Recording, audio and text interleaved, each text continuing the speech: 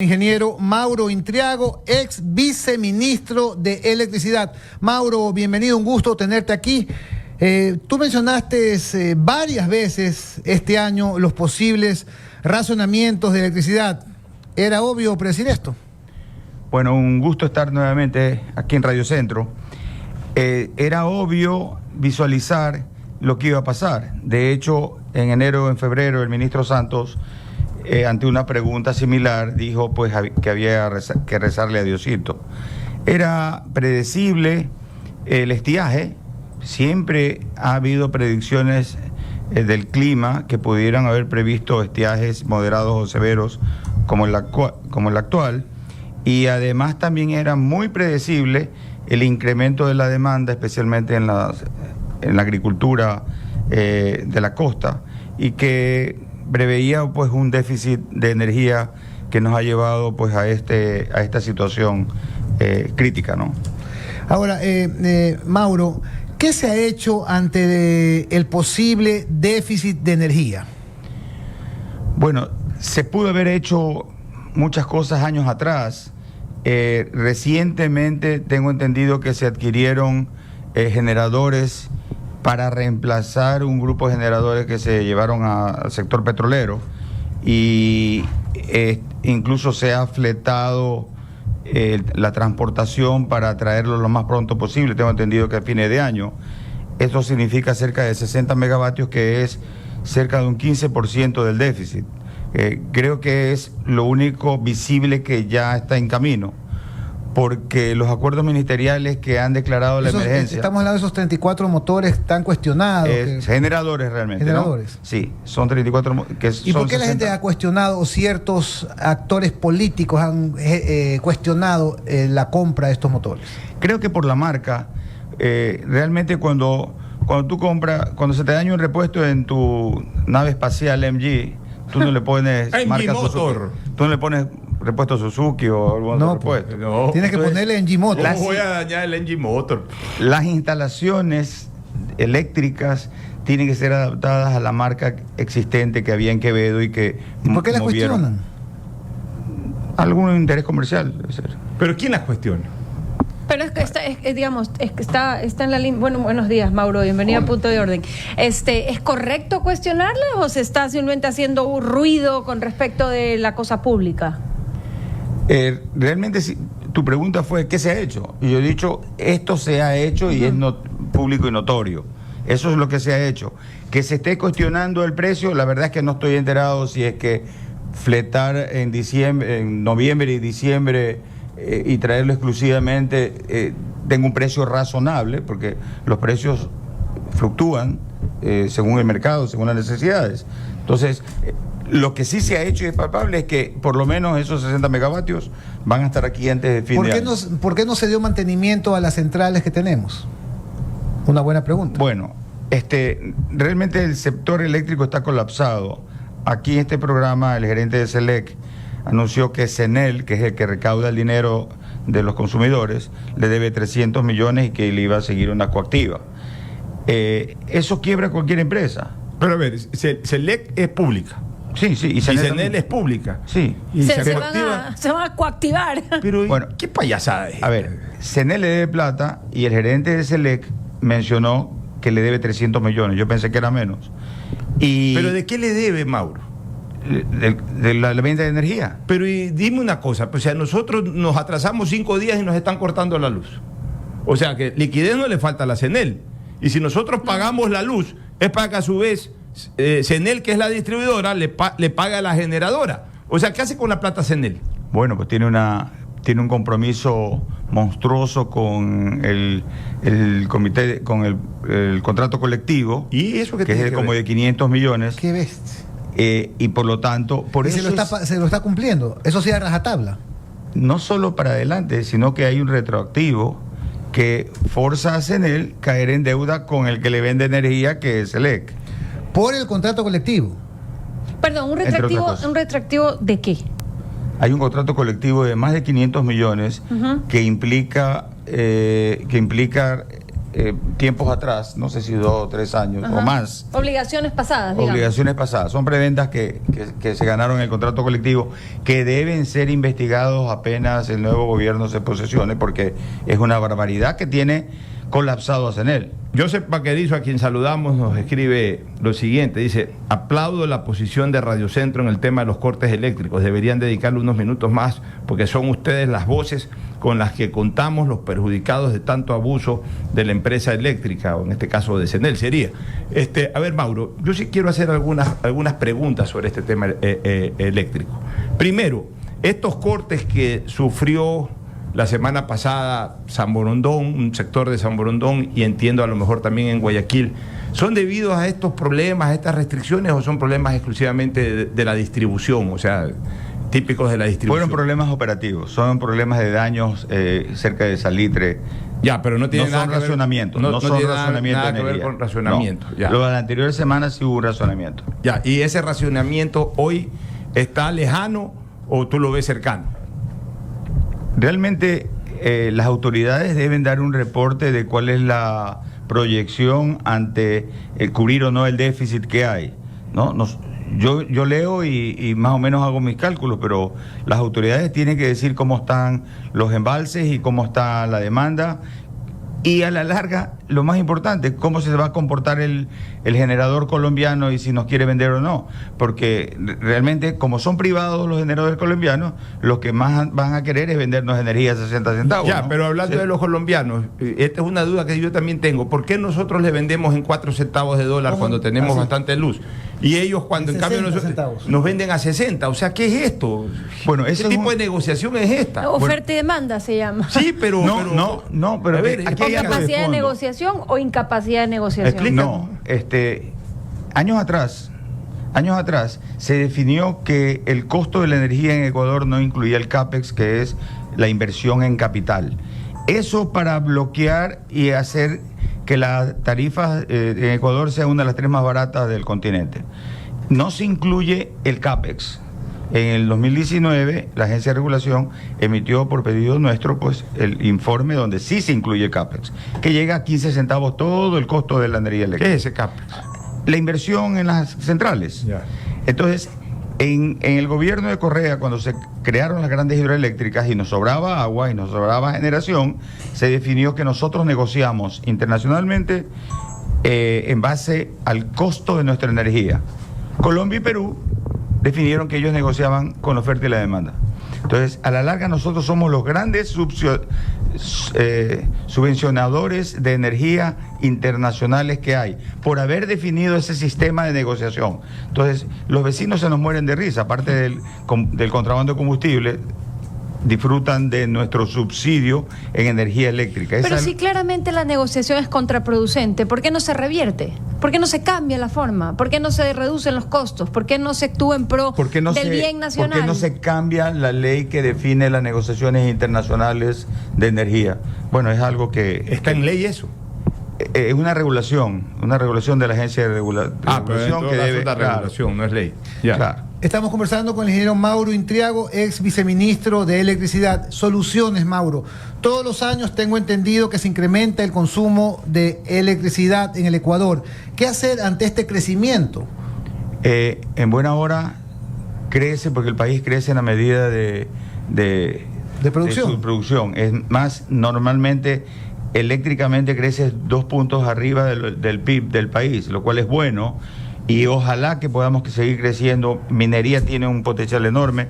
Los camaroneros todavía le debemos casi 2.000 megavatios de redes y de generación. O sea, al camaronero le falta los cables y le falta la generación, no solamente los cables.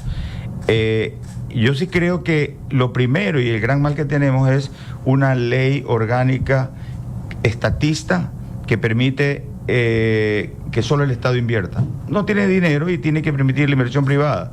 El presidente Lasso emitió en octubre del 2021 el decreto ejecutivo 238 para que se promueva la inversión privada, y la Agencia de Regulación y Control no ha querido, porque no es que no ha tenido tiempo, no ha querido emitir todas las regulaciones para que venga la inversión privada para salvarnos de los racionamientos. ¿Pero a cuenta de qué? ¿Para favorecer a quién? A cuenta de sobreproteger a las distribuidoras porque la inversión privada le va a quitar facturación a las distribuidoras. Ese es el entorno. Qué locura, que hay. de verdad. Locura, ¿no? Qué locura. Así es. Que es como una locura colectiva lo que se escucha aquí. Ahora, el ministerio ha sido bastante confuso en su comunicación. No va a haber apagón, posibles apagones, sí va a haber apagón, ahora ya negociamos, ya compramos, no nos vendieron suficiente, está muy caro, bla, bla, bla. ¿Qué puede esperar el ciudadano, qué puede esperar el sector productivo con respecto del estiaje y las carencias o la cefalía que puede haber de electricidad? Yo creo que sí tiene que haber un espíritu de concientización en el consumo, pero tampoco no es posible pues que apaguemos los ventiladores y aire acondicionados. El racionamiento tiene que las autoridades pronunciarse. Si yo lo tuviera, no lo dijera, porque yo sí me arriesgué a decir en febrero que iba a haber racionamiento, pero ya esta situación pues depende de un hilo, ¿no? Colombia tomó una decisión fuertísima.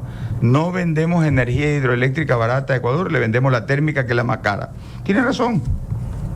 Y de colombianos hubiéramos hecho lo mismo. O sea, si aquí es que no nos dejan. Aquí no hacemos lo mismo, aquí se las hemos regalado. Se le hemos regalado porque la regulación nos prohíbe.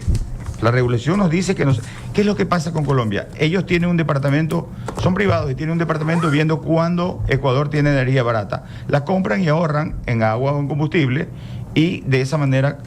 Ya, pero a ver, en derecho las cosas se deshacen como se hacen. O sea, si hubo esa regulación perversa para el Ecuador, que se deshaga también con otra resolución. Pues. Así es. Lo que decía María Sola hace un rato, o sea, hacen una cosa terrible como esta regulación y pasa todo el mundo viendo esa regulación y que siga y que siga y que siga. ¿Qué está pasando? Para eso todos este tenemos país? que empujar el carro hacia adelante y hacer notoria lo que Lo mismo esta perversa tarifa, este pliegue tarifario, cuando diablos ya lo tumban, esto del crecimiento exponencial, que además es casi dedicado a la costa, porque a ver, con todo respeto, sin lo más mínimo ningún regionalismo ni nada, pues todo el mundo sabe que es en la costa en donde se consume más electricidad por el tema del clima. Pues aquí las refrigeradoras y congeladores tienen que trabajar con mayor potencia.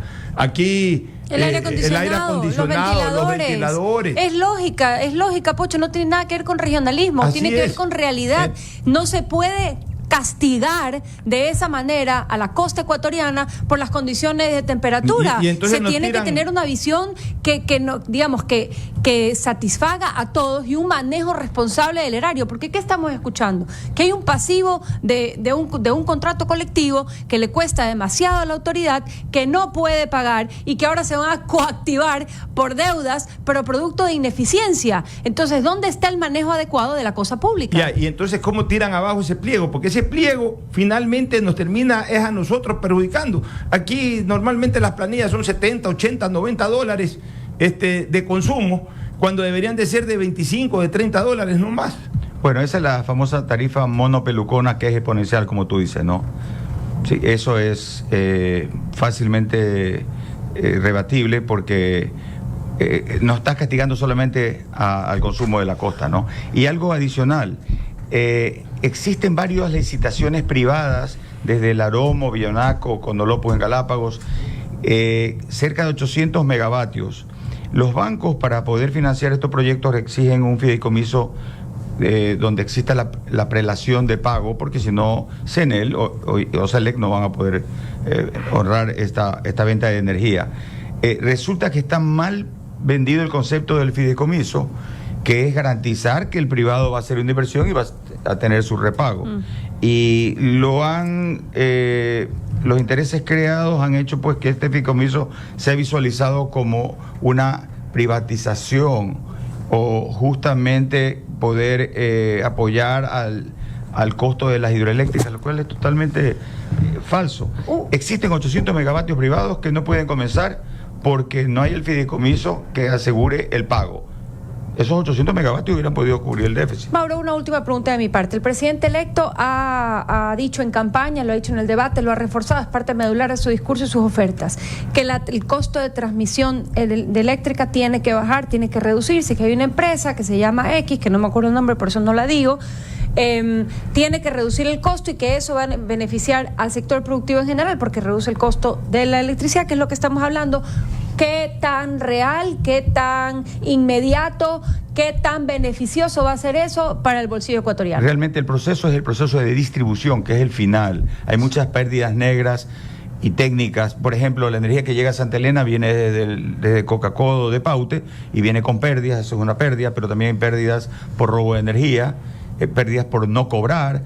Aquí uno de los 300, vamos a hacer un libro de 300 problemas que tiene el sector eléctrico, en 300 páginas, que está de moda ahora los libros de 300 páginas, y uno de ellos es justamente que aquí ya hay de hace 10 años medidores inteligentes que se desconectan y se conectan cuando pagas, pero sí, 120.000 medidores hay en Guayaquil, pero sin embargo, esos procesos están suspendidos porque obviamente a la burocracia no les conviene la automatización.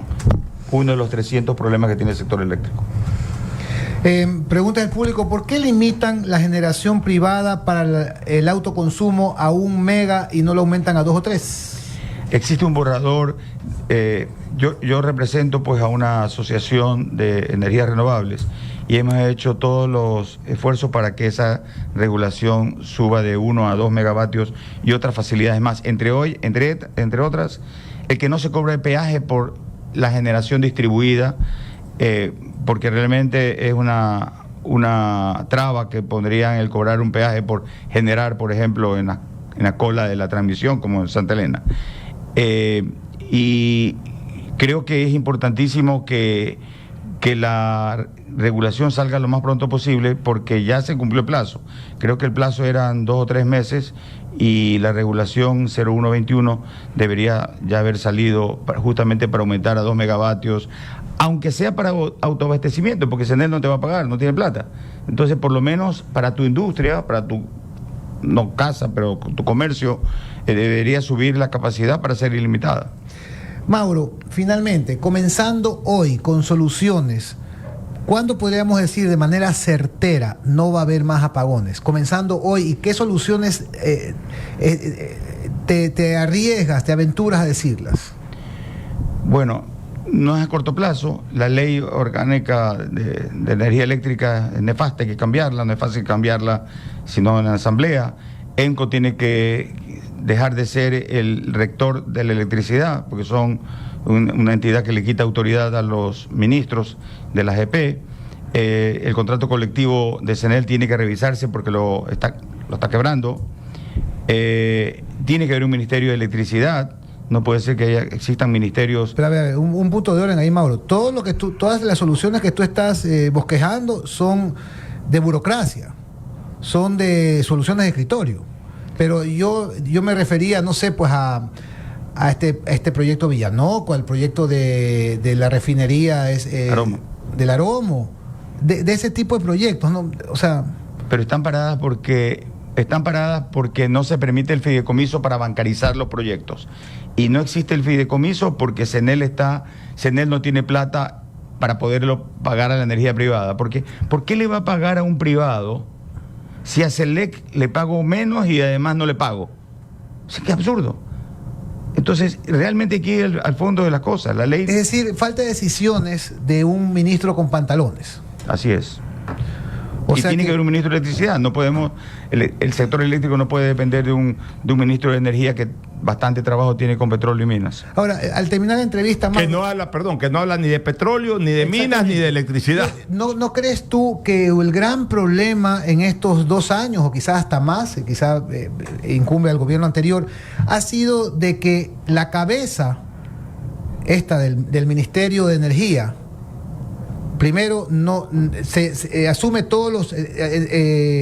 asume las minas, que no se explotan las minas, asume el petróleo, que no tenemos nuevas exploraciones petroleras, y asume también la electricidad, que realmente ni siquiera le para bola, no sabe. ¿No crees primero que debería dividirse en 3 ese ministerio? 1, 2.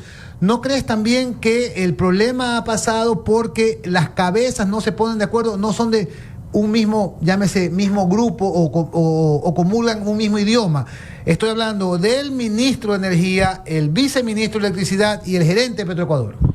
Bueno, y no solo eso, sino que no es que yo lo creo, lo ofreció en campaña el presidente Lasso, que iba a escindir el Ministerio de Minas en 3, porque es un problema. Sin electricidad no hay nada.